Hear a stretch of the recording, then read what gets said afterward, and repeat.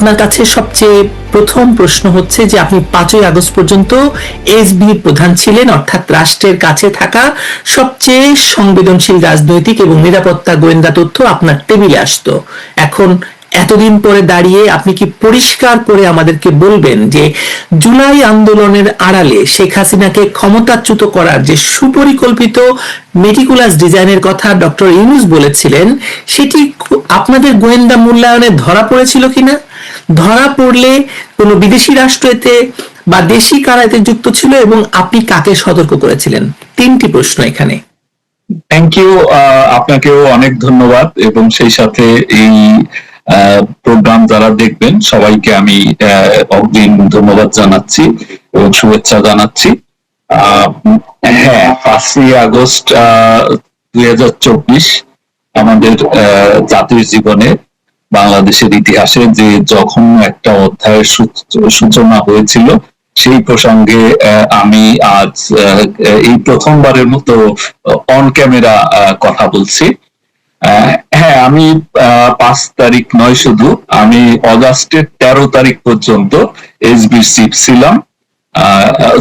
কিন্তু যদিও আমাকে 5 তারিখের পর থেকে আসলে ফাংশনাল কোনো রোল আমার ছিল না, বাট আমি তখনও যেহেতু আমার বদলি হয় নাই, আমি পদ হোল্ড করছিলাম।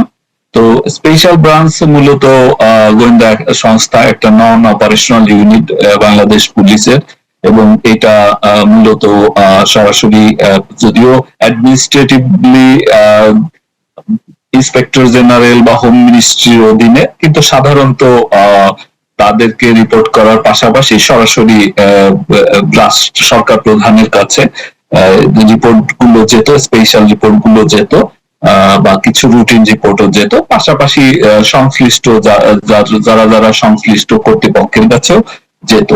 তো জুলাই ব্যাপী, অর্থাৎ 24 সালের জুলাই ব্যাপী, যেহেতু জুন মাসের একটি রায়কে কেন্দ্র করেই ঘটনার সূচনা, সেই ঘটনার সেই যে রায়, সেই রায়টি হয়েছিল জুনের প্রথম দিকে, যেখানে কোটা ব্যবস্থা, অর্থাৎ 2018 সালে শুরু হওয়া কোটা আন্দোলন, যেটি বেশ গতি পেয়েছিল, একটা পর্যায়ে সরকার ডিসিশন নেয় এবং সেই অনুযায়ী তারা সমস্ত কোটা পদ্ধতি বাতিল করে।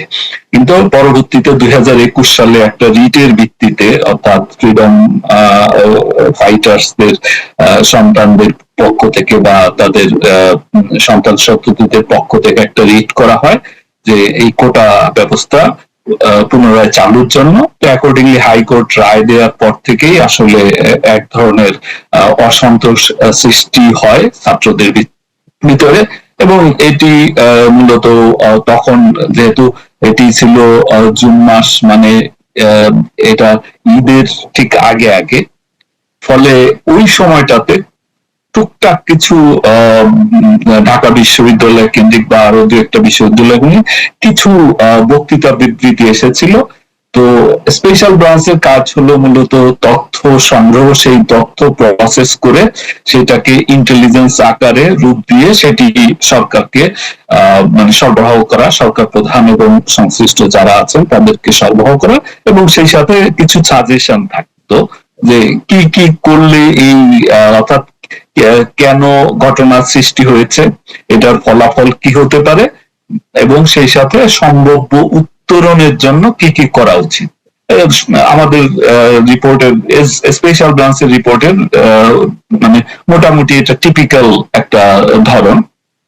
তো সেই ক্ষেত্রে আমার যতদূর মনে পড়ে যে জুন মাসের বোধহয় মাঝামাঝির দিকে ঈদ ছিল, তার আগেই সর্বশেষ ওয়ার্কিং ডেতে আমরা সরকারের কাছে একটা রিপোর্ট পেশ করি।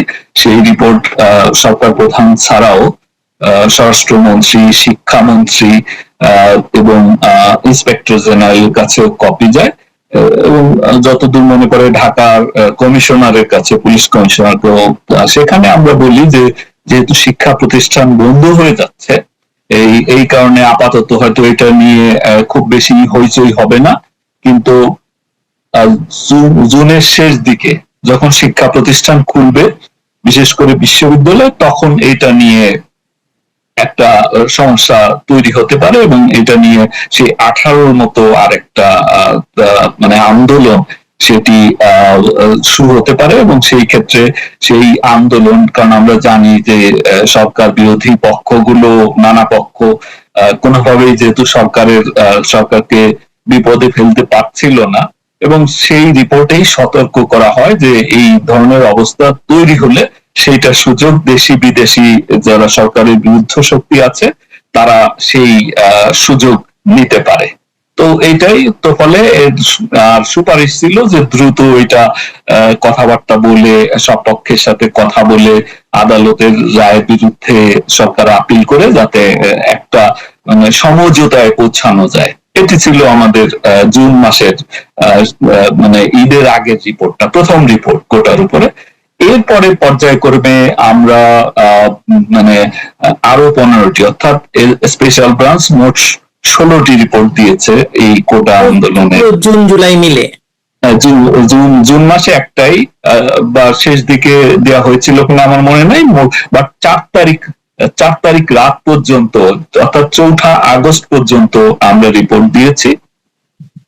তো এই আন্দোলনটা শুরুর দিকে একেবারেই ছাত্রদের ভিতরে যদিও সীমাবদ্ধ ছিল, কিন্তু জুনের শেষ দিকে শিক্ষা প্রতিষ্ঠান খোলার সাথে সাথে এক ধরনের সভা সমিতি মানে বিক্ষোভের শুরু হয়। কিন্তু কথা মানে তখনই তারা আলটিমেটাম দিতে শুরু করে যে জুলাই মাসের ভিতরে, অর্থাৎ জুনের 30 তারিখের ভিতরে সমস্যার সমাধান না হলে জুলাই থেকে তারা বিক্ষোভ কর্মসূচিতে যাবে, বৃহত্তর আন্দোলন গড়ে তুলবে। তো এটি শুরুতে বলা যায়, মানে আমি যতটুকু দেখেছি স্পেশাল ব্রাঞ্চের চিফ হিসেবে, এটি শুরুতে ছাত্রদের একটা আন্দোলন ছিল। তো কিন্তু পরবর্তীতে এই আন্দোলন যখন আস্তে আস্তে একটু শক্তিশালী হয়, কারণ এটি একটা পপুলার ডিমান্ড ছিল যে কোটা পদ্ধতি, তো ওদের কিন্তু কোটা পদ্ধতি বাতিল, অর্থাৎ আগের জায়গায় ফেরত যাওয়া, সেটা ওদের দাবি ছিল না। শুরুর দিকে সংস্কার অর্থাৎ কোটার যে পার্সেন্টেজ সেটা কমিয়ে আনা, সেটাই ছিল দাবি।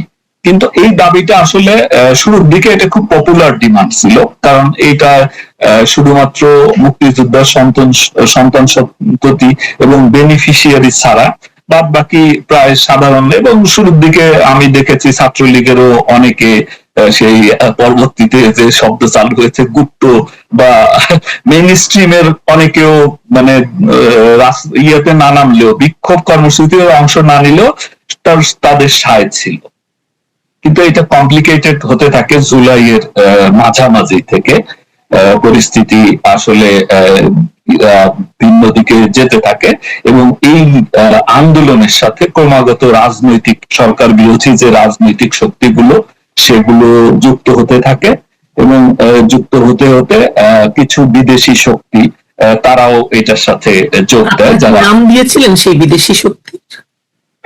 হ্যাঁ, আমরা নাম দিয়েছি, এবং এই বিদেশি শক্তি যে কার্যকর এইরকম একটা রিপোর্ট আমি এরকম একটা নয়, 2টি রিপোর্ট, যে এই যে অর্থাৎ 24 অগাস্ট মাসের 8 তারিখে যে সরকার গঠিত হলো, যে বলা যায় যে এখন দেশের মানুষই বলছে যে একটা কলঙ্কিত সরকার, যেটা ইন্টারিম গভর্নমেন্ট, সেই সরকারের একটা রূপরেখা, সেটা 2023 সালের মার্চ মাসে একটা রিপোর্টে যে আবারও আপনাকে এই প্রশ্নটি করি, আপনি আবারও বলেন। 2023 সালের মার্চ মাসে আপনি এরকম একটি রিপোর্ট দিয়েছিলেন যেখানে 2024 সালে এরকম একটি সরকার গঠিত হতে পারে, তার একটি রূপরেখা আপনি দিয়েছিলেন।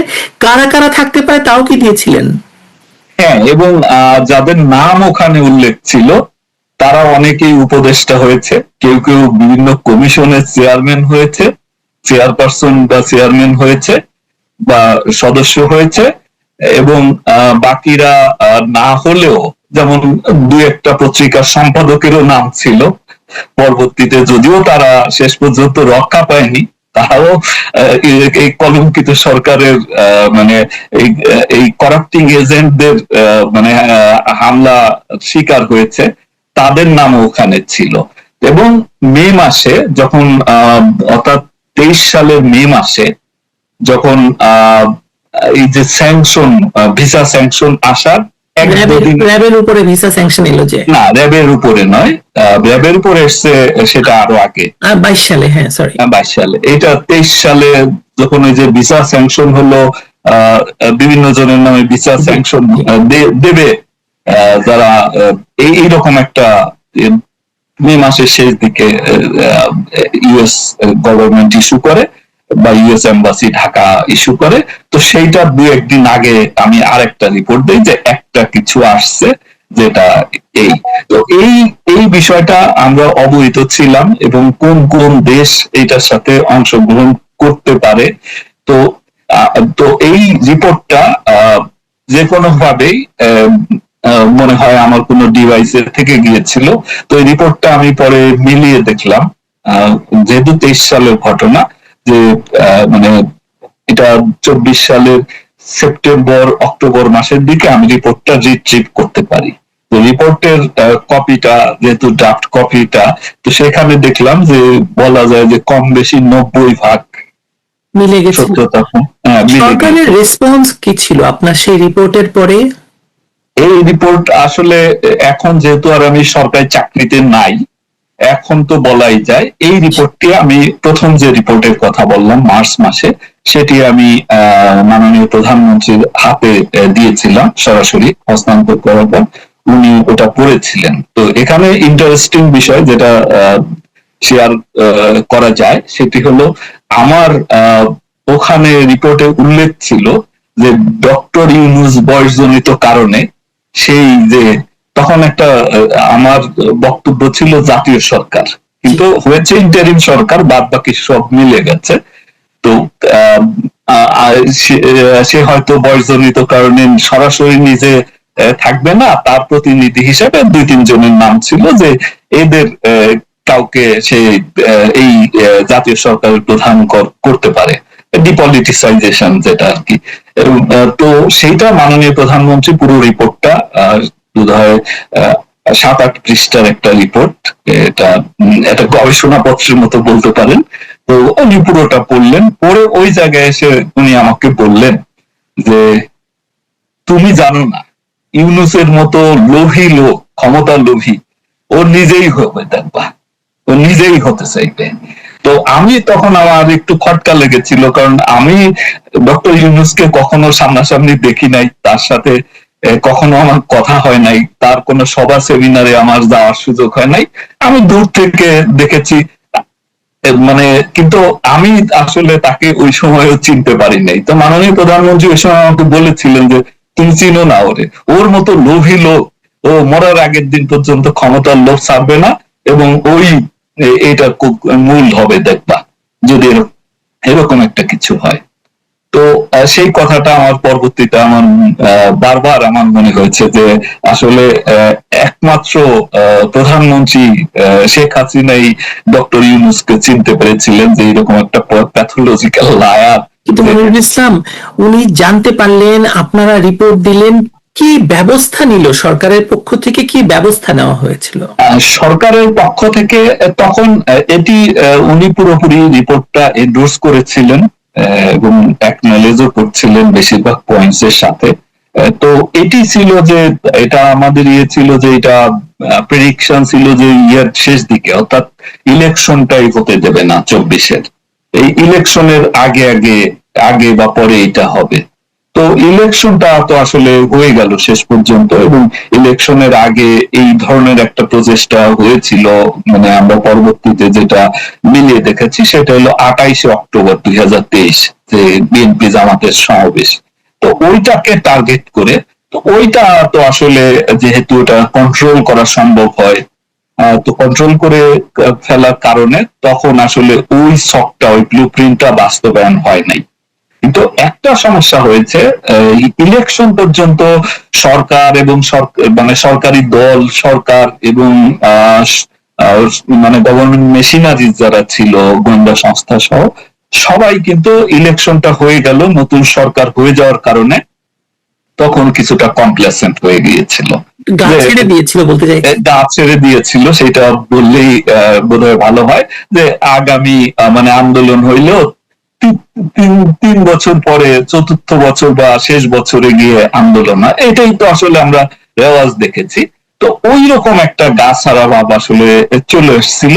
তো এই কমপ্লেসেন্সির কারণেই তখন অনেকে বলেছে যে এই সরকার টিকবে না, কিন্তু আমরা মিলাতে পারিনি। তো পরবর্তীতে মিলাতে গিয়ে আমরা যেটা দেখেছি যে এটা আসলে এই প্রক্রিয়াটা শুরু হয় 2019 থেকে।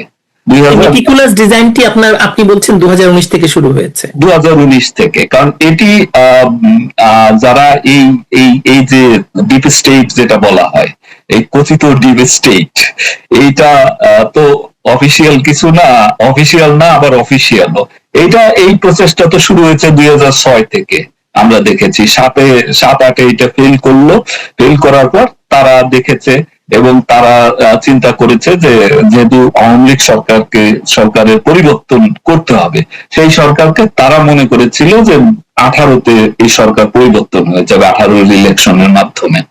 তো 18-র ইলেকশনে এই সরকার দেখলো যে এই সরকারকে ইলেকশনের মাধ্যমে মানে এই সরকারকে আউট করা সম্ভব নয়।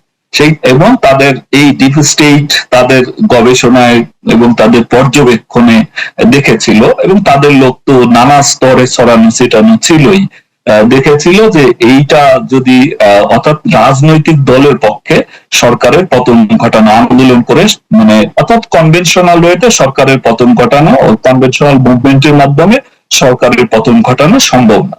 তো সেই কারণেই তারা দেখলো যে দুটো আন্দোলনকে তারা আসলে টেস্ট কেস হিসেবে নিয়েছিল। একটা হলো আপনার মনে আছে নিরাপদ সড়ক আন্দোলন, যখন সরকারকে বেশ বেকায়দায় ফেলে দিয়েছিল, এবং পরবর্তীতে 2018 সালের কোটা আন্দোলন। তখনই এই ডিপ স্টেট তারা ডিপ স্টেট এবং ডিপ স্টেটের যারা এজেন্ট বাংলাদেশে আছে, তারা সিদ্ধান্ত মানে তারা একটা সিদ্ধান্তে উপনীত হয় যে যদি কোনো কিছু করতে হয় অর্থাৎ পরিবর্তন ঘটাতে হলে এটা ছাত্রদেরকে, তরুণদেরকে এই কাজে লাগাতে হবে।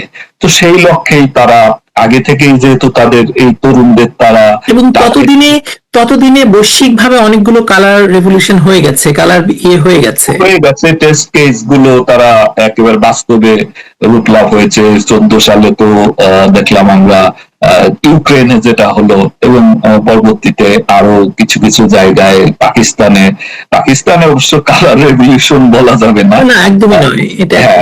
শ্রীলঙ্কা বা পাকিস্তানের বিষয়টা একটু ভিন্ন ছিল। তো বাংলাদেশে তো ওই অবস্থাটা আমরা আশঙ্কা করছিলাম যে যেমন শ্রীলঙ্কার ঘটনাটি যখন ঘটে, তখন শ্রীলঙ্কার ঘটনার যে রেশ বাংলাদেশেও ওইটার ইম্প্যাক্ট কি পড়তে পারে অর্থনৈতিক ব্যবস্থা।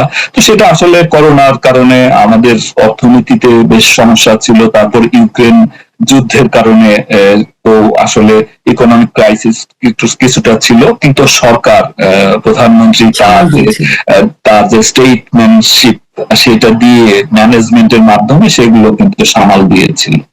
তো ফলে কিন্তু এই যে এজেন্টদের প্রশিক্ষিত করা নানা প্রোগ্রামের শ্রদ্ধাবরণে ডিপ স্টেট একটা মানে তারা বিকল্প শক্তি যেটা তৈরি করছিল, কিন্তু তারা ঠিক কখন এটাকে কাজে লাগাবে সেই বিষয়টা হয়তো স্থির ছিল না।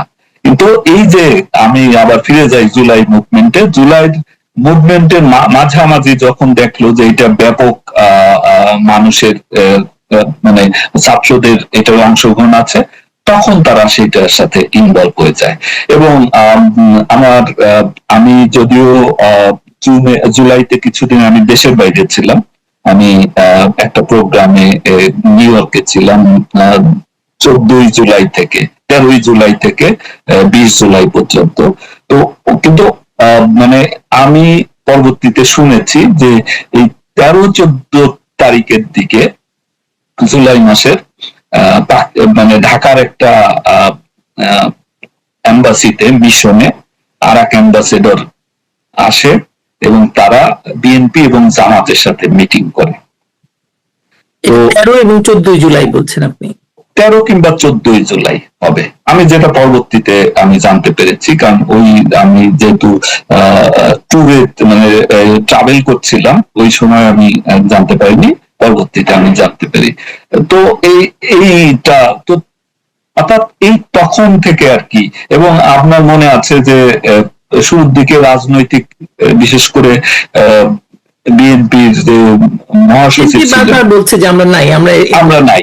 18-19 তারিখের দিকে উনি বলছেন, মহাসচিব বলছেন যে আমরা এই আন্দোলনের সাথে নাই, ছাত্রদল ছাত্রদের আন্দোলন সমর্থন করছে। তো তো ফলে এই সময়টাতে এই ডিপ স্টেট তারা দেখলো যে এই সুযোগটাকে তারা কাজে লাগাতে পারে। তখনই তাদের নানা দিকে যে এজেন্ট ছিল, বিশেষ করে বিদেশে কিছু অনলাইন অ্যাক্টিভিস্ট, দেশের ভিতরে এবং বাইরে অনলাইন অ্যাক্টিভিস্ট, এদের কাজে লাগায় এবং 14 তারিখের মাননীয় প্রধানমন্ত্রীর যে প্রেস কনফারেন্সের বক্তব্য, সেইটাকে টুইস্ট করে সরিয়ে দেয়। 15 তারিখে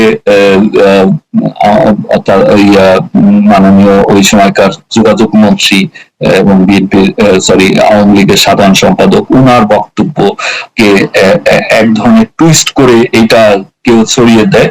এবং 16 তারিখে রংপুরের আবু সাইদ ঘটনাটি, সেটি থেকে তখন মোটামুটি সকল যারা বিদেশি শক্তি এবং বিদেশি শক্তি যারা ছিল, যারা কোনোভাবেই আওয়ামী লীগকে ক্ষমতায় দেখতে চাচ্ছিল না, তারা তখন সর্বশক্তি নিয়োগ করে। এবং আমি একটু মনিরুল ইসলাম আপনার কাছে প্রশ্ন করি, সেটা হচ্ছে ধরুন আমরা দেখতে পেলাম যে অনেকগুলো অ্যাক্টরকে অ্যাক্টিভেট করা হলো এবং পরবর্তীতে তো প্রমাণ হচ্ছে এই ধরেন 7.62 রাইফেলের গুলি থেকে শুরু করে স্নাইপার রাইফেলের গুলি থেকে শুরু করে এবং এই যে জানালায় মানে বাড়ির ভেতর দাঁড়িয়ে থাকা মানুষকে গুলি করা হয়, যেটা বলা হয়েছে র্যাব গুলি করেছে হেলিকপ্টার থেকে। পরবর্তীতে দেখা গেল যে হেলিকপ্টার থেকে গুলি করা হয়নি, ওখানে কেউ না কেউ স্নাইপার গুলি করেছিল। এই পুরো ডট গুলো মেলালে তাহলে, এবং আসিফ মাহমুদ সজীব ভুঁইয়া পরবর্তীতে একটি সাক্ষাৎকারে বলেছেন তাদের সশস্ত্র যুদ্ধের প্রস্তুতি ছিল, তারা নিশ্চয়ই দেশের ভিতর ট্রেনিং নিয়েছিল, তাদের অস্ত্র এসেছিল।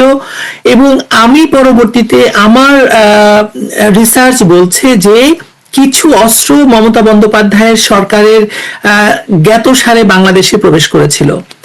আপনি এই বিষয়ে আমাকে যদি একটু আলোকিত করেন। দেখুন,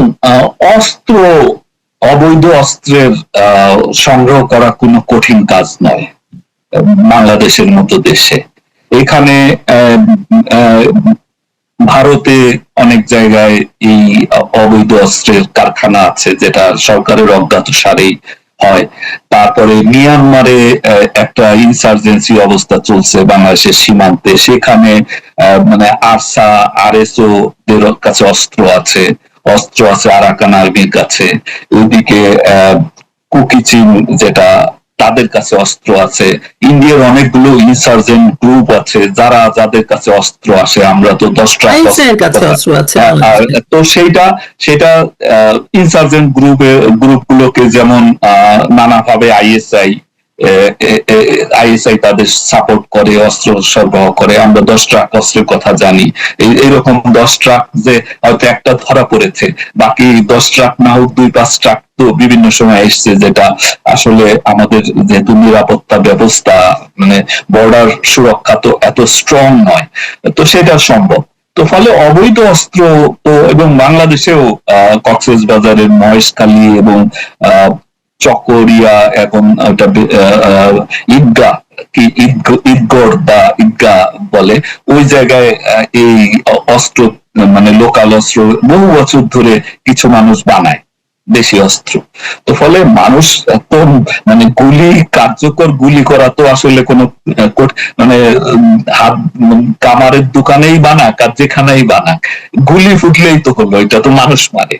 আর আমরা জানি যে বিভিন্ন সময় আন্দোলনের গতি বৃদ্ধি করার জন্য, যেমন কয়েক বছর আগে আমাদের একজন রাজনৈতিক নেতা যিনি মাহমুদুর রহমান মান্না, তার একটা বক্তব্য কিন্তু ভাইরাল হয়েছিল, যে উনি বলছিল যে একটা লাশ পড়লে তখন ডাকসুতে একটা লাশ পড়লে বা ঢাকা বিশ্ববিদ্যালয়ে একটা লাশ পেলে হ্যাঁ, তো এইটার তো ফলে সকল ধরনের যে তৎপরতা তাদের ছিল ডিপ স্টেট এবং তাদের এজেন্টদের, পাশাপাশি সরকার বিরোধী শক্তিগুলো এবং হিজবুত তাহরির, তারপরে আনসারুল ইসলাম, হেফাজতের একটা অংশ, উগ্র অংশটা, এরা সবাই কিন্তু এটার সাথে ইনভলভ হয়ে গিয়েছিল। পাশাপাশি আমরা জানি যে মানে পলিটিক্যাল জামাত ইসলামের যেমন একটা ক্যাডার বাহিনী আছে, প্রশিক্ষিত ক্যাডার আছে, ঠিক তেমনি ভাবে অন্যান্য দলেও কিছু তো অস্ত্রধারী লোক থাকেই, যেটা বিএনপিতে,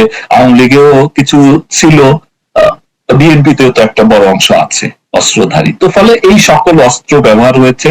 পাশাপাশি 18 তারিখের দিকে নরসিংদীর কারাগারটা একেবারে সকল অস্ত্র, 86 এর মতো বোধহয় আধুনিক অস্ত্র, এগুলো লুট হয়ে যায়।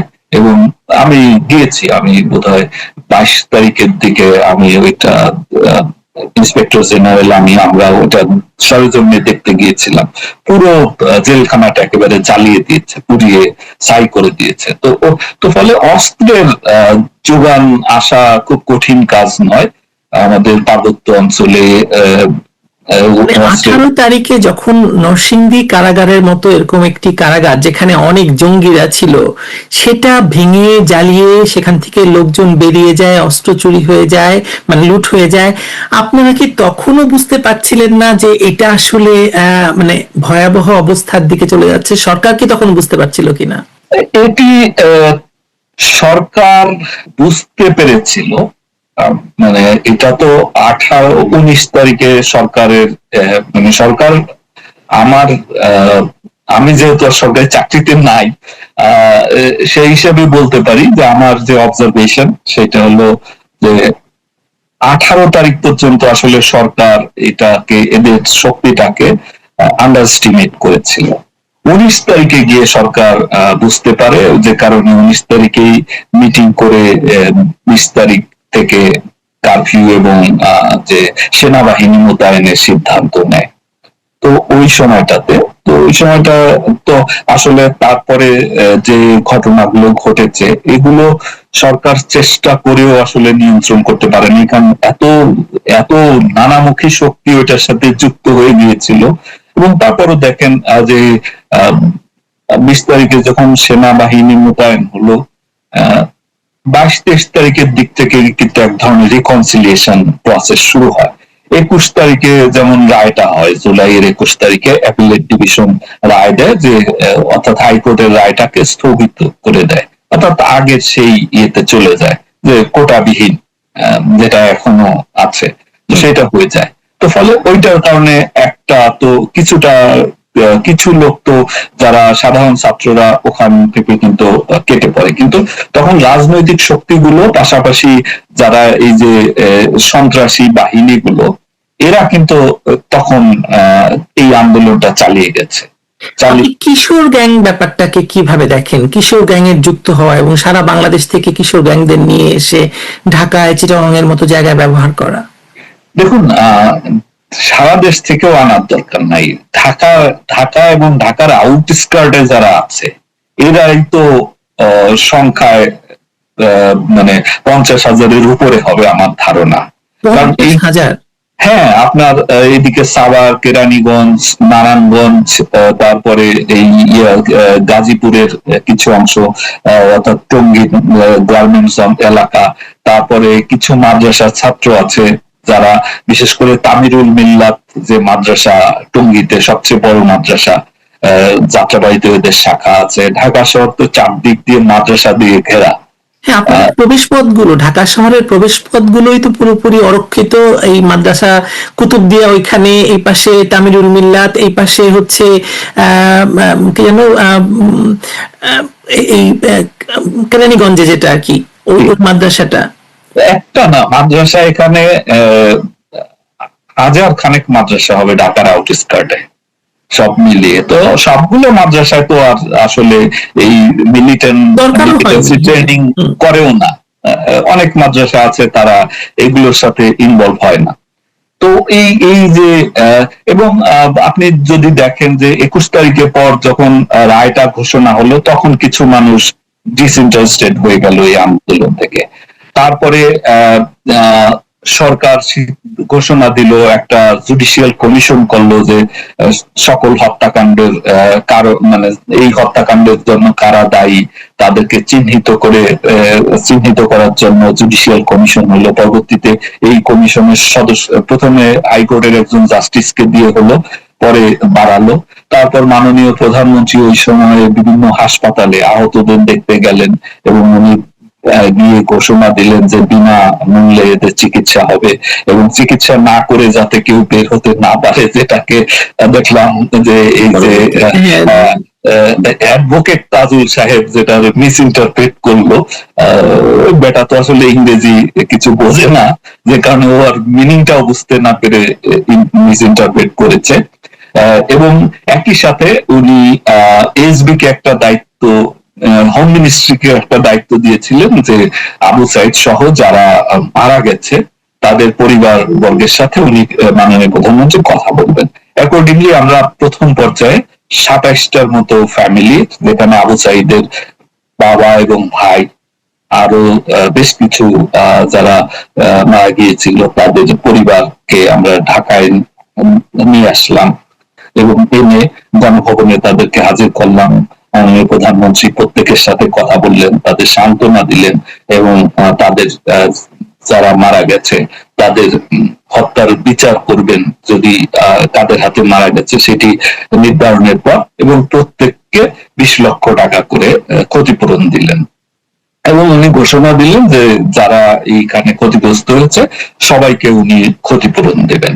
তো তখন কিন্তু আন্দোলন কিছুটা মানে সাধারণ যারা ছাত্ররা ছিল তারা কিন্তু তখন অনেকেই আন্দোলনে ইন্টারেস্ট হারাই ফেলছে, কিন্তু তখন আসলে রাজনীতিবিদরা অর্থাৎ সরকার মাঠে নেমে গেছে এবং আমরা জুলাই মাঝামাঝি পরপরই আমরা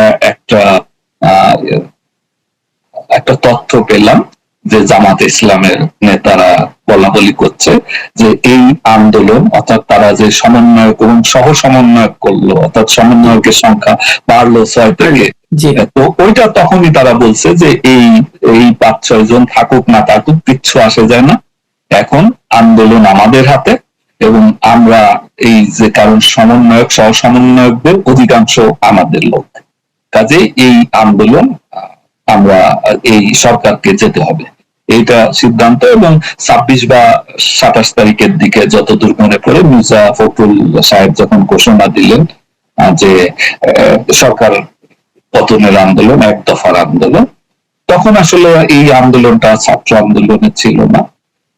তো তখন সেনাবাহিনী অনেকটা ইনঅ্যাক্টিভ হয়ে গিয়েছে। তার মানে তো আপনারা মানে এসবি আসলে সরকার পতনের পরিকল্পনার ইঙ্গিত আগে থেকেই পেয়ে গেল, তাহলে 5ই আগস্ট রাষ্ট্র এত দ্রুত ভেঙে পড়লো কি করে? এটি আসলে বলতে হবে যে এইটি ডিপ স্টেটের একটা ইনফ্লুয়েন্স বাংলাদেশে সেনাবাহিনীর ভিতরেও ছিল।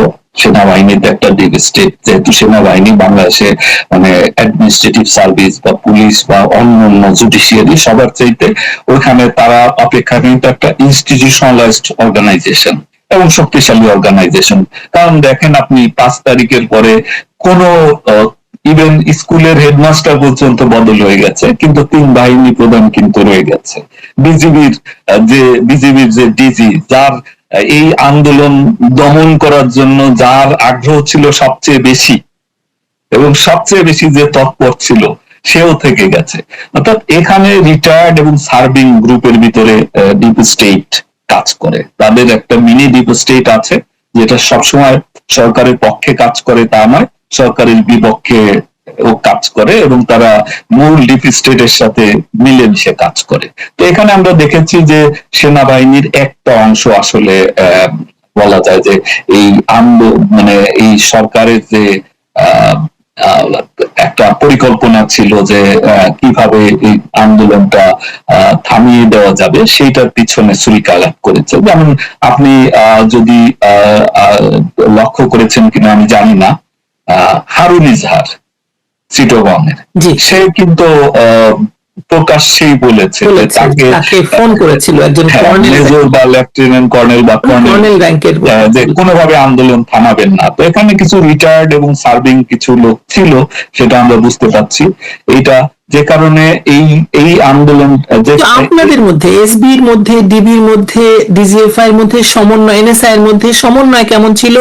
নাকি মানে রাজনৈতিক সরকার সেটি শোনেনি, আপনাদের বিশ্বাস করেনি, নাকি সেনাবাহিনী, পুলিশ এবং গোয়েন্দা কাঠামোর কোনো কোনো অংশ শেষ মুহূর্তে সরকারের নির্দেশ মানতে অস্বীকৃতি জানিয়েছিল? কোনটা? এটি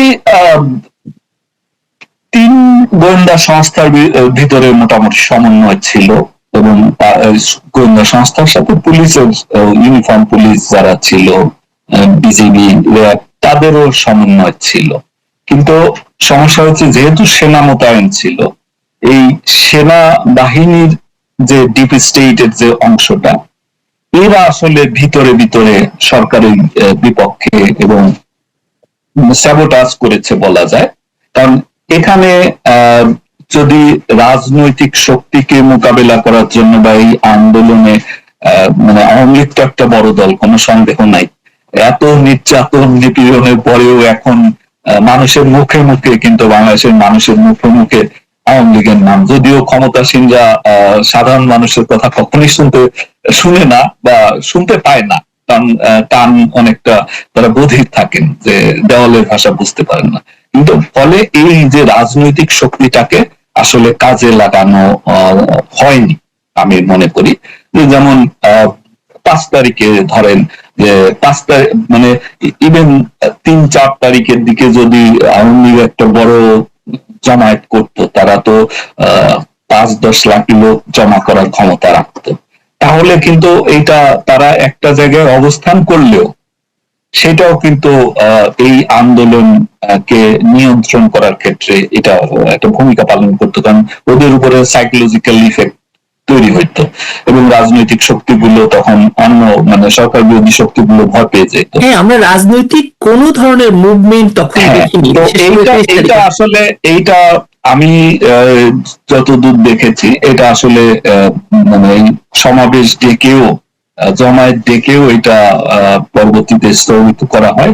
এটা ওই যে আসলে সেনাবাহিনীর পক্ষ থেকেই বলা হয় যে যেহেতু কারফিউ হবে, কারফিউর ভিতরে এদেরকে আসতে দেওয়া যাবে, কারফিউ তাহলে মানা ইম্পোজ করা সম্ভব হবে না। এবং 5 তারিখের ঘটনাটি আসলে খুবই, এটি এই ঘটনাটি ঘটে যাওয়ার 4 তারিখের ঘটনা আমি বলি, তো নানাভাবে নানাজন নানা রং মাখিয়ে বলছে।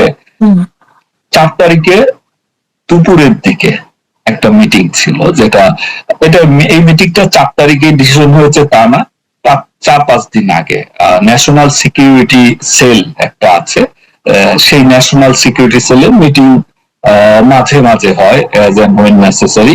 তো অ্যাকর্ডিংলি যে এই ধরনের ক্রাইসিস তৈরি হলে তখন এই মিটিংটা হয়। তো 5-7 দিন আগে থেকেই চিঠি দিয়ে এই মিটিংটা ডাকা হয়েছিল, এবং ওই দিন একটু দেরিতে শুরু হয় বলে এটা আনুমানিক 12টা 12:30টার সময় হয়। এখানে 3 বাহিনী প্রধান, সেনাবাহিনীর ঊর্ধ্বতন কর্মকর্তা মানে লেফটেন্যান্ট জেনারেল অর্থাৎ পিএসও, এফডি, কিউএমজি এবং সিজিএস, তারাও এখানে উপস্থিত থাকেন। পাশাপাশি কয়েকটা মন্ত্রণালয়ের মন্ত্রী, সচিব এবং গোয়েন্দা সংস্থাগুলোর প্রধান, পুলিশ প্রধান, তারপরে র্যাবের ডিজি, বিজিবি, আনসার, ডিজি, তারাও এখানে উপস্থিত ছিলেন।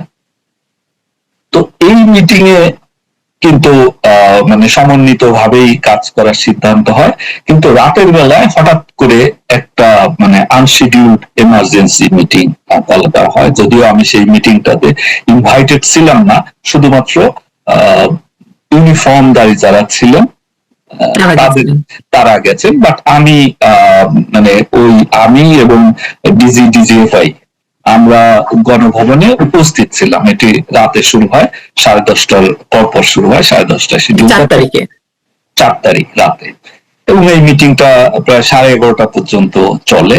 তো ওই মিটিং এ 3 বাহিনী প্রধান এবং ওই তিন বাহিনীর প্রধানের সাথেই তাদের যারা খুব ক্লোজলি কাজ করেন, অর্থাৎ সেকেন্ড ম্যান থার্ড ম্যান, তারাও ছিলেন।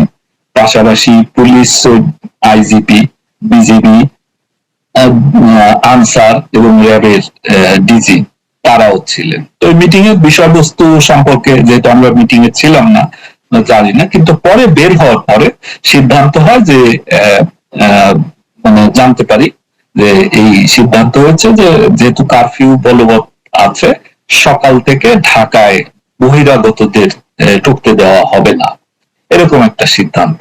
তো সেটাই আবার পরবর্তীতে এইটা সমন্বয়টা কিভাবে হবে, অর্থাৎ ঢাকার এন্ট্রি পয়েন্ট গুলোতে কারা কারা থাকবেন, সেটি অর্থাৎ কোন এন্ট্রি পয়েন্টে কারা নিয়ন্ত্রণ করবেন, সেটির জন্য বলা হয় যে ঠিক আছে, নিজেদের ভিতর একটা সমন্বয় করার জন্য একটা ছোটখাটো মিটিং এর মতো। তো অ্যাকর্ডিংলি ওই রাতে ওখান থেকে ক্যান্টনমেন্টে যাওয়া হয়। ওই মিটিং, ওখানে আমিও ছিলাম, সেনাবাহিনী তিন বাহিনী প্রধান, অর্থাৎ ওই মিটিং এ যারা ছিলেন তারা সহ। কিন্তু ওখানে যদিও সাবেক ইন্সপেক্টর জেনারেল তার যে কি রাজবন্দির জবানবন্দি দিয়েছেন, সেখানে এখানে কিছু মিথ্যা কথা আছে, যে যেমন ওখানে বলেছেন রাজনৈতিক নেতাদের কথা, তারপর শ্রদ্ধেয় শেখ রেহানার কথা বলেছেন, তারা কেউ মিটিং এ ছিলেন না। ওই মিটিং এ ওখানে বাহিরে, অর্থাৎ গণভবনেই লবিতে আমি, ডিজিএফআই আমরা বসাচ্ছিলাম, এবং ওখানে শ্রদ্ধেয় শেখ রেহানা বাইরে ছিলেন। এবং ওখানে general Tarek Siddiqui security adviser ছাড়া ওখানে স্বরাষ্ট্রমন্ত্রী বা আইনমন্ত্রী কেউ কিন্তু ওই মিটিং এ ছিলেন না। ফলে উনি এখানে এক ধরনের, আমি জানি না, উনি চাপে পড়ে হয়তো লিখে দেওয়া বক্তব্য উনি বলেছেন। এটা তো মানে পরবর্তীতে বোঝাই যাচ্ছে যে পুরো এই প্রক্রিয়াটাই আসলে ভুল ছিল। আমরা সেটা নিয়ে কথা বলবো পরে, আমি আগে ঘটনাটা শুনি। জি, তখন আমরা ক্যান্টনমেন্টে গেলাম, মানে সিকিউরিটি অ্যাডভাইজার ব্যতীত অন্য যারা এই সরকারি কর্মচারী যারা আছে, অর্থাৎ তিন বাহিনী প্রধান থেকে শুরু করে মিটিং এ যারা উপস্থিত ছিল, পাশাপাশি আমি এবং ডিজিএফআই, এবং আমরা পরবর্তীতে ডিএমপি কমিশনারকেও কল করে নিলাম, এবং পুলিশ হেডকোয়ার্টার্স এর আরো একজন কর্মকর্তাকে কল করে নিলাম। ওইখানে ক্যান্টনমেন্টে সেনাপ্রধান উনি নিজের হাতে লিখলেন যে কোন পয়েন্টে কারা থাকবেন, পাহারা দেবেন, অর্থাৎ এই গার্ডিং করবেন বহিরাগত ঠেকানোর ক্ষেত্রে। সেই ক্ষেত্রে উত্তরার দায়িত্ব দেওয়া হলো র্যাবকে, র্যাপিড অ্যাকশন ব্যাটালিয়নকে, যাত্রাবাড়ির দায়িত্ব দেওয়া হলো সেনাবাহিনীকে, তারাই নিলেন। এইভাবে বিভিন্ন এলাকা ভাগ হলো, যে যেমন বঙ্গভবন, সেক্রেটারিয়েট, বাংলাদেশ ব্যাংক, তারপরে 32 নম্বর গণভবন, পার্লামেন্ট ভবন, প্রাইম মিনিস্টার্স অফিস, এগুলোর দায়িত্ব সেনাবাহিনী নিলেন যে তারা এগুলো গার্ডিং করবে। এবং সকাল থেকেই, এবং শাহবাগেও সেনাবাহিনী মোতায়েন থাকবে, তারা নিয়ে বেশিরভাগ দায়িত্ব তারা নিলেন। এবং পরবর্তীতে ওখানে একটা ভিডিও কনফারেন্সে সকল জিওসি এরিয়া কমান্ডাররা যুক্ত ছিলেন, ওখানেও আমাদের উপস্থিতিতে সেনাপ্রধান নির্দেশনাগুলো দিলেন। এগুলো কিন্তু 4 তারিখ রাত, তখন 12টার বেশি বাজে, প্রায় 12:30 বাজে তখনকার ঘটনা। কিন্তু এই যে পরের দিন সকালে যে ওনারা ছেড়ে দিবেন এইভাবে, এইটা তো আসলে বোঝা যায়নি। কারণ এটা যদি বোঝা যেত তাহলে অন্তত ওই জায়গাগুলো পুলিশ থাকতো, পুলিশ থেকে এই চেকপোস্ট বসিয়ে। চেকপোস্টে আমি একটা ঘটনার কথা জানি, বনানীতে পুলিশ চেকপোস্ট থেকে যিনি দায়িত্বে ছিলেন তাকে সেখান থেকে সরিয়ে দেয় ডিজিএফআই নির্দেশনা দিয়ে। হ্যাঁ, এইভাবে বিভিন্ন জায়গায়। এবং উত্তরাতে যেখানে র্যাব দায়িত্বে ছিল, এবং ওখানে র্যাবের সাথে সেনাবাহিনীরও কিছু লোক উপস্থিত ছিল, একজন মেজর সহ। তো ওখানেও যখন ছেড়ে দিল, তখন আমরা যখন উত্তরার ডিসি এবং ওখানে আরেকজন অফিসারকে ওখানে মোতায়েন করা হয়েছিল, ডিসি পদমর্যাদার, তাদেরকে জিজ্ঞাসা করা হয় যে ওখানে কেন তোমরা ছেড়ে দিলে, তখন বলে যে মেজর সাহেব আমাদেরকে বলেছে। তো এটি তো তো যেহেতু 12:30 পর্যন্ত এরকম কথা হলো, ফলে পুলিশ সেনাবাহিনীর উপরে আস্থা রেখেছে, একইভাবে আস্থা রেখেছিল সরকার। কিন্তু পরের দিন তো আমরা দেখলাম যে তারা ছেড়ে দিল, প্রথমে ওখানে, পরবর্তীতে শাহবাগে তারা ফ্রি করে দিল এবং যাত্রাবাড়ি তারা ফ্রি করে দিল। তো ফলে বাদ বাকি জায়গা তো পুলিশ অল্প কিছু জায়গার দায়িত্বে ছিল, তো সেগুলো তারা রক্ষা করতে সক্ষম হয় নাই। তো তারপরে 5 তারিখের বিষয়টা তো এরপর যা আছে সেটা তো প্রকাশ্যেই হয়েছে। মনিরুল ইসলাম, আমরা এর মধ্যে দেখলাম যে মানে 4-5 তারিখের মধ্যেই পুলিশ হত্যাকাণ্ডের ঘটনা ঘটে গেল এবং তারপরে ভয়াবহ ঘটনা যাত্রাবাড়িতে ঘটলো এবং সারা বাংলাদেশে তো ঘটলোই। আপনি তখনও এসবিতে আছেন, আপনি তখনও এসবির প্রধান। এই যে আপনার কাছে কি অ্যাকাউন্ট আছে যে কত সংখ্যক পুলিশ আসলে মারা গেছে? দেখুন, আমরা যদি শুধু 4-5 তারিখ নিয়ে থাকি পুলিশ হত্যার ঘটনা, তাহলে কিন্তু ঠিক হবে না। এটা আমরা দেখেছি, মানে আমাদের দীর্ঘদিনের অভিজ্ঞতা এবং গত কয়েক বছরের বিশেষ করে অভিজ্ঞতা, এসবি প্রধান হিসাবে বা এসবি প্রধান থাকার আগেও তো পুলিশে ছিলাম, পুলিশের একজন সিনিয়র অফিসার হিসাবে দেখেছি, মানে বিরোধী সরকার বিরোধী শক্তি এবং জঙ্গিরা মনে করত যে পুলিশ, জঙ্গিদের বিশেষ করে খুব ক্ষোভ ছিল পুলিশের উপরে। তারা মনে করত, তারা ধরেই নিয়েছিল যে মানে ইয়ের কারণে, পুলিশের কারণে তারা বাংলাদেশকে সেই যে অর্থাৎ আইএস এর যে প্রভিন্স, এইটাও ওয়ালিয়া এটা ঘোষণা করতে পারে নাই, যেটা তাদের 17 সালের মার্চ মাস নাগাদ মানে আইএস এর পক্ষ থেকে বাংলাদেশকে বেঙ্গল প্রভিন্স, বেঙ্গল ওয়ালিয়া এটা ঘোষণা করার কথা ছিল।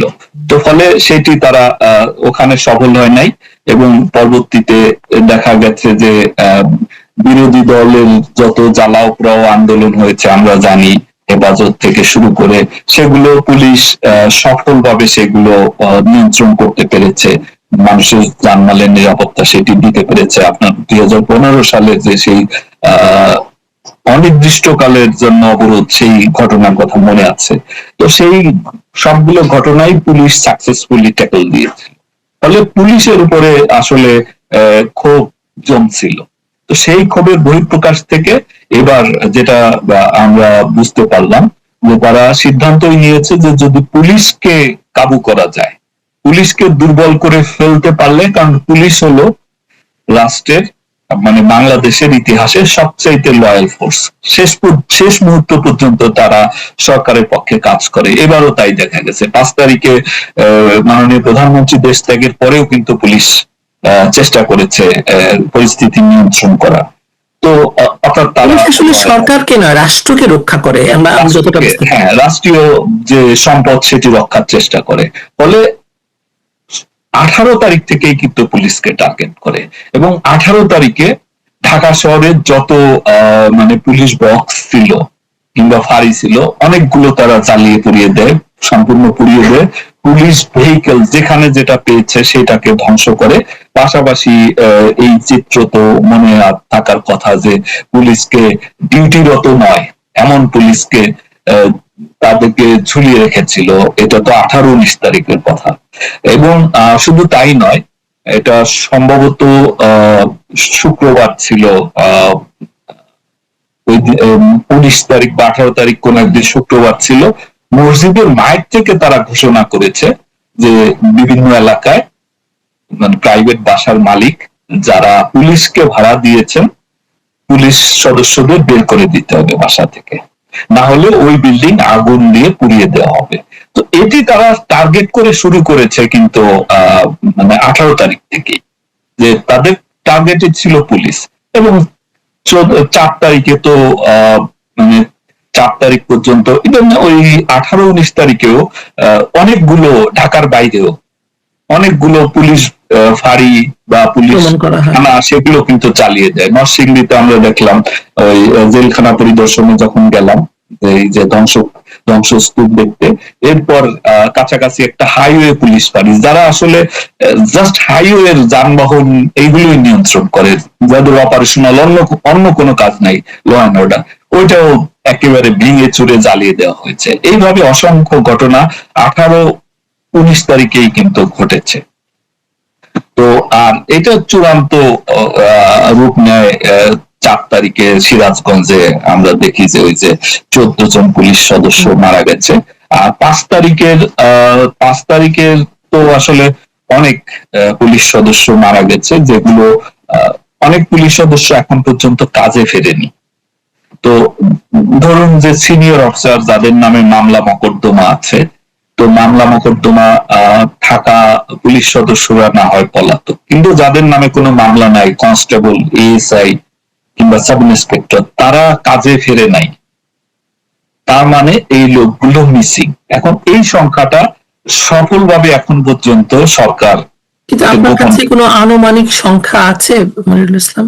এটি আমি আনুমানিক, আপনার ফোর্স, আপনি এটার মানে এটার বস ছিলেন, আপনি এটার প্রধান হিসেবে ছিলেন, আপনার ফোর্সের মানুষেরা। হ্যাঁ সেটা ঠিক, বাট 5 তারিখ তো আসলে দুপুরের পর থেকে আর আমার পুলিশের কোন সংস্থার সাথে বা পুলিশের সেখানে তো আর এই তথ্যে অ্যাক্সেসটা ছিল না। যদিও 5 তারিখে আমি কথা বলেছিলাম, বা 5 তারিখের আগেও হিসাব চলছিল যে শুধু পুলিশ নয়, কত লোক এই পর্যন্ত মারা গেছে, তাদের ভিতর রাজনৈতিক পরিস্থিতি কি। এর ভিতরে একটা বড় অংশ কিন্তু আওয়ামী লীগ, ছাত্রলীগ, স্বেচ্ছাসেবক লীগের। ইভেন 16 তারিখে যে 6 জন মারা গেল, তার ভিতরে ঢাকায় মারা গেল 2 জন, 1 জন বা 2 জন সম্ভবত, শাহজাহান আলী আর ঢাকা কলেজের একটা ছাত্র আর একজন, তারা কিন্তু আওয়ামী লীগ, মানে ওই যে সবুজ আলী ছিল একজনের নাম, ঢাকা কলেজের ছাত্রলীগ, নীলফামারীতে বাড়ি, এবং তার ইয়ে থেকে ফেলে দেওয়া হলো। এবং শাহজাহান নামে একজন ব্যবসায়ী, ক্ষুদ্র ব্যবসায়ী, সে মারা গেল, তার ফ্যামিলি ওই সময় আমরা দেখেছি তারা আওয়ামী লীগ, তারা আন্দোলনে কিন্তু ছিল না। পাশাপাশি চিটাগং এর ঘটনা, ওই দিন তো চিটাগং এ 3 জন মারা গেল যাদেরকে ছাদ থেকে ফেলে দেওয়া হয়েছিল। তো ফলে এই, এবং আবু সাইদের নিয়ে তো অনেক কথা হলো, এবং যেটা বলা যায় যে একটা ট্রিগারিং ইভেন্ট হিসেবে কাজ করেছে। তো সেই ঘটনায় তো ওখানে তো পুলিশ লেথাল উইপন ইউজ করে নাই। পুলিশ এখন লেথাল উইপনের কথা যেহেতু বললেনই মনিরুল ইসলাম, আমরা দেখতে পাচ্ছি যে অনেক ফোন কল, অনেক কিছু এখন লিক করা হচ্ছে। অনেক আপনার সঙ্গে প্রধানমন্ত্রী, সেই সময় প্রধানমন্ত্রীর নিশ্চয়ই কথা হতো কোনোভাবে, এই যে আপনাকে কি নির্দেশনা দিয়েছিল লিথাল উইপন ব্যবহার করার জন্য? মাননীয় প্রধানমন্ত্রী এই বিষয়ে খুবই সংবেদনশীল ছিলেন, এবং উনি সব, মানে আমি যেহেতু কয়েকদিন আমি ছিলাম না, 20 তারিখ পর্যন্ত তো আসলে আমি ছিলাম না, ফলে 18, 19, 20 তারিখের ঘটনা সম্পর্কে আমার কাছে আমি পরে যেটা শুনেছি, তো উনি বারবারই কিন্তু বলতেন, ইভেন নিরাপদ সড়ক আন্দোলন কিংবা 2018 যে কোটা বিরোধী আন্দোলন, বা তার ওই সময়, ওই সমসাময়িক সময় বা তার একটু আগে হয়েছিল, আপনার মনে থাকার কথা, ব্যাট বিরোধী আন্দোলন, প্রাইভেট ইউনিভার্সিটি গুলো। তো এগুলোর ক্ষেত্রে কিন্তু আমরা যখন একটু শক্তি প্রয়োগের কথা বলতাম, প্রধানমন্ত্রী কিন্তু বলতেন যে না, এদেরকে ওরা করতেছে করুক, ওদের করতে দাও, ওদের নিরাপত্তা দাও। উনি তো এখানেও আসলে যেটি ভুল ভাবে উপস্থাপন করা হচ্ছে, এবং এটা তো আসলে একটা ফার্স হচ্ছে যে বিচারের নামে, কারণ এখানে বিচার কি, এখানে তো তদন্তই হয়নি, কারণ তদন্ত করার সুযোগই তো নাই। কারণ একই ঘটনায় যেখানে পুলিশ আহত হয়েছে কিংবা নিহত হয়েছে, সেটার ব্যাপারে ইনডেমনিটি দেওয়া হয়েছে। তো একই ঘটনায় ওখানে ধরে নেন একটা, আমরা যদি একটা উদাহরণ হিসাবে নেই, যে কোনো একটা জায়গায় মিরপুরের হয়তো 10 নম্বরের মোড়ে ওখানে পুলিশের সাথে জনগণের সংঘর্ষ হয়েছে বা আন্দোলনকারীদের সংঘর্ষ হয়েছে, ওখানে 5 জন পুলিশ মারা গেছে, 5 জন আহত হয়েছে, আর ওখানে 2 জন বা 3 জন আন্দোলনকারী মারা গেছে। এখন আপনি পুলিশ হত্যা বা পুলিশে যে আহত হলো সেইটা তদন্ত করবেন না, তো এই তদন্ত কিভাবে সঠিক হবে বলেন? আপনি তো এক পেশে তদন্ত করতে পারেন না। এখানে পুলিশের তো ফোর্স ইউজ করা, তো পুলিশ আইনগতভাবে পুলিশ এম্পাওয়ার্ড, যে প্রয়োজন অনুযায়ী তারা শক্তি ব্যবহার করবে, এবং সেই শক্তি মানে ওয়ার্নিং থেকে শুরু করে লেথাল উইপন পর্যন্ত, যেখানে যেটা প্রয়োজন শুধু। কিন্তু এই ক্ষেত্রে তদন্তের ক্ষেত্রে দেখা দরকার যে পুলিশ কোন পরিস্থিতিতে শক্তি ব্যবহার করেছে। এইটা কি আসলেই ওইখানে পরিস্থিতিটা শক্তি প্রয়োগের জন্য পরিস্থিতি উদ্ভব হয়েছিল কিনা, এর চাইতে কম শক্তি ব্যবহার করে এটা নিয়ন্ত্রণ করা যেত কিনা, নাকি পুলিশ অতিরিক্ত করেছে, সেটাই তো তদন্তের বিষয় হওয়ার কথা। কিন্তু এগুলো তো কিছুই না, এগুলো ইন্ডেমনিটি দিয়ে এগুলো তদন্তই করা যাবে না, বিচার করা যাবে না, মামলা নেওয়া যাবে না, এইটা বলে আপনি তদন্ত করছেন। এইটা তো কোনো তদন্তই না, আর এটা বিচার তো, এটা এই বিচার তো এক পেশে, এবং এই বিচারের রায় আগে থেকেই লেখা। এবং একটা নির্দিষ্ট মানুষকে বা নির্দিষ্ট হ্যাঁ। কয়েকজন মানুষকে শাস্তি দেওয়ার জন্যই করা হচ্ছে, এটা বোঝা যাচ্ছে। কিন্তু আপনি এই পর্বে আপনি আমাকে বলবেন যে অন্তত পক্ষে আপনার ধারণা মতে কত সংখ্যক পুলিশ মিসিং আছে এবং নিহত হয়েছেন? এটি দেখুন, আমার কাছে এক্সাক্ট পরিসংখ্যানটা নাই, তবে সরকার থেকে যে 44 জনের কথা বা 45 জনের কথা বলা হচ্ছে, আমি আমার যে অ্যানালিসিস সেটা এইটা সঠিক নয়, এর চাইতে অনেক বেশি সংখ্যক পুলিশ মারা গেছে, এবং যারা মিসিং, যারা এখন পর্যন্ত কর্মে যোগদান করে নাই, এটা যারা জুনিয়র অধস্তন কর্মকর্তা আমরা যাদেরকে আইনের ভাষায় বলি, তারা যাদের নামে কোনো মামলা মোকদ্দমা নাই কিন্তু মিসিং, কাজে যোগ দেয় নাই, আমি মনে করি যে তাদেরও মেরে তাদের হয়তো লাশ পুড়িয়ে দেওয়া হয়েছে, কিংবা এই সংখ্যাটা কত হতে পারে সেটাই আমি আসলে, এটা আমার আমি আসলে যেহেতু কত মিসিং, মানে কতজন কাজে যোগদান করে নাই, এই পরিসংখ্যানটা আমার কাছে নাই, সেই কারণে এটা আসলে মানে অনুমানও করতে পারছি না, দুঃখিত। অশেষ